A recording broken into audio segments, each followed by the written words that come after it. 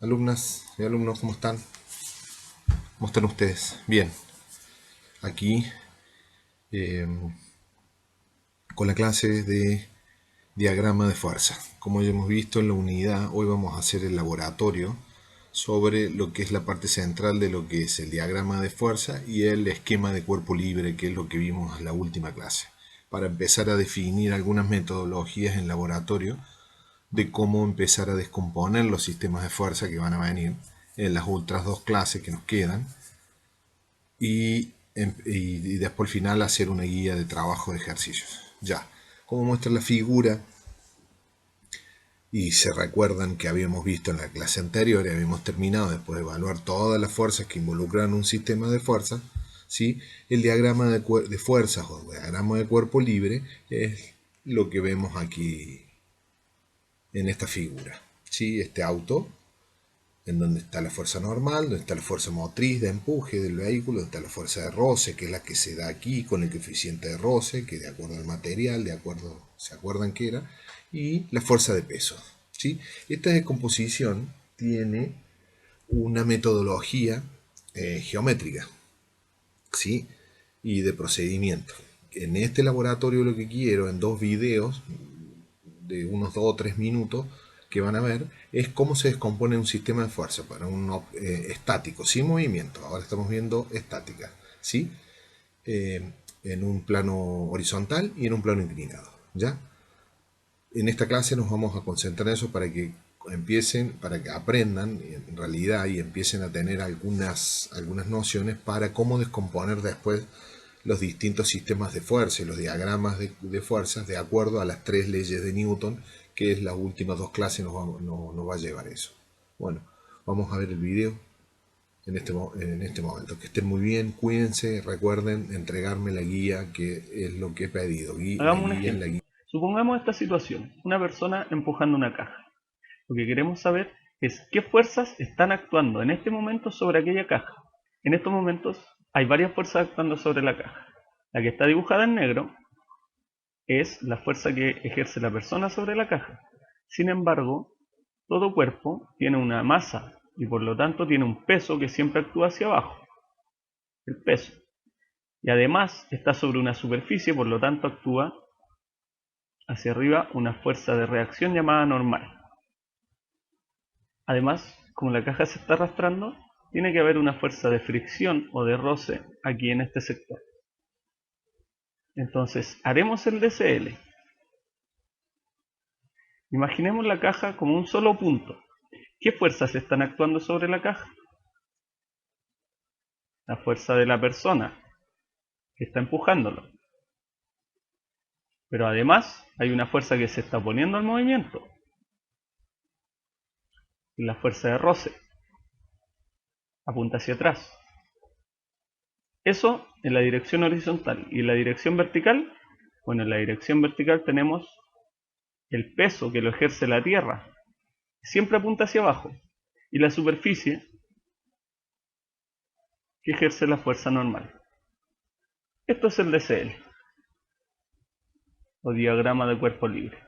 Vamos a ver cómo se obtiene la fuerza normal que ejerce la superficie de un plano inclinado con un objeto. Para esto, vamos a partir de una superficie que tiene cierto ángulo con la horizontal en la que hay un bloque. Y vamos a analizar las fuerzas que están actuando. Supongamos que nadie está jalando ni empujando al bloque. Entonces, primeramente tenemos el peso, que es la masa multiplicada por la gravedad y que siempre va a apuntar en sentido vertical y hacia abajo. Como no hay nada empujando o jalando al bloque y asumimos que la superficie no tiene fricción, entonces la otra fuerza que estaría actuando sería la fuerza normal, la cual hay que recordar que siempre es perpendicular a la superficie. Cuando un objeto está sobre una superficie que es horizontal, la fuerza normal tiene una magnitud igual al peso pero en dirección contraria. Sin embargo, en un plano inclinado, como podemos ver, la fuerza normal no tiene la dirección contraria al peso, sino que tiene cierto ángulo con respecto a la horizontal. ¿Cuál es entonces la magnitud de la fuerza normal en un plano inclinado? Para calcularla es útil considerar nuevos ejes. El eje X, en vez de que sea la horizontal, vamos a considerarlo como el eje que es paralelo a la superficie del plano. Y el eje Y vamos a considerarlo como el eje perpendicular al plano. Mostramos estos ejes en la imagen con la línea punteada amarilla. En este plano que acabamos de trazar, entonces, la fuerza normal tiene únicamente componente en Y. Como podemos ver, está sobre el eje Y que acabamos de designar y apunta hacia arriba. Pero ahora el peso tiene componentes y cierto ángulo con respecto al eje vertical y al eje horizontal. Nosotros podemos entonces trazar las componentes del peso en este plano que obtuvimos. Aquí podemos ver la componente en Y, que apunta en la dirección contraria a la fuerza normal, y la componente en X del peso, que es la que ocasiona que el bloque se vaya moviendo a lo largo del plano si es que no hay una fuerza de fricción o algo jalándolo hacia el otro lado. En un sistema de este tipo, el bloque no se aparta de la superficie del plano, es decir, no se mueve hacia arriba o hacia abajo en el eje Y que acabamos de trazar. Esto quiere decir que la fuerza normal y la componente en Y del peso están en equilibrio, tienen la misma magnitud, pero direcciones contrarias. Entonces, para encontrar la magnitud de la fuerza normal en un plano inclinado, tenemos que conocer esta componente del peso. Y para calcular la componente de un vector, debido a que las componentes y el vector forman un triángulo rectángulo, basta con conocer uno de los ángulos para aplicar funciones trigonométricas y obtener estos valores. En un plano inclinado resulta que el ángulo mostrado, es decir, el ángulo que tiene el peso con respecto al eje Y que acabamos de trazar, es igual al ángulo que tiene el plano inclinado. Vamos a ver por qué.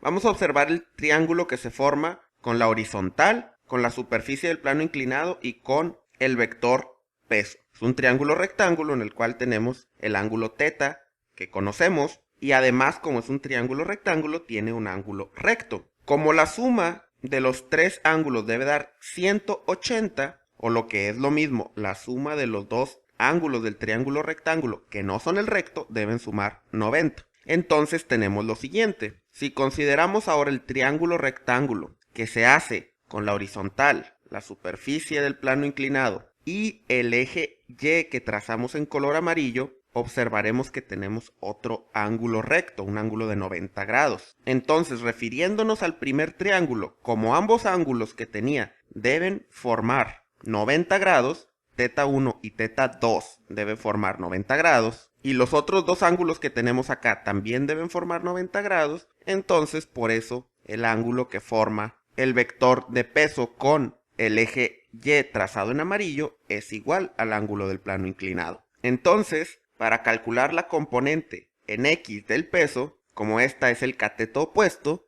tenemos que el seno es igual al cateto opuesto entre la hipotenusa, y entonces esta componente se calcula entonces como la hipotenusa, que sería masa por gravedad, que es el peso, por el seno del ángulo. Y además, la componente en Y del peso es masa por gravedad por coseno del ángulo, puesto que esta componente es el cateto adyacente. Y como esta es igual a la fuerza normal, entonces la fuerza normal será igual a la masa por la gravedad por el coseno del ángulo. En conclusión, la fuerza normal que ejerce la superficie de un plano inclinado sobre un objeto situado sobre este es igual al peso del objeto, masa por gravedad, por el coseno del ángulo de inclinación del plano.